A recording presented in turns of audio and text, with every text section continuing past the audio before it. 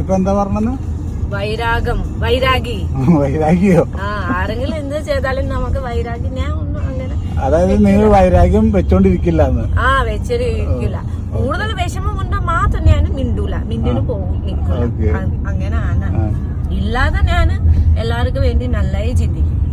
വൈരാഗി പിന്നെ വൈരാഗി കറക്റ്റുള്ള അർത്ഥം എന്താ? വൈരാഗം. വൈരാഗമാണോ? മറന്നുപോയി. വൈരാഗം ഇവളുടെ കേട്ട് നമ്മളത് മറന്നുപോയി. വൈരാഗം. അമ്മച്ചേ, ഈ വൈരാഗം എന്തോ സംഭവം? ദേഷ്യം തോന്നുമ്പോ മനസ്സിൽ വെച്ചോണ്ടിരിക്കില്ലേ? ഇത് കേട്ടോ മറന്നുപോയിന്ന്. വൈരാഗ്യം അല്ലേ? വൈരാഗ്യം. ഓക്കെ കിട്ടി. പിന്നെ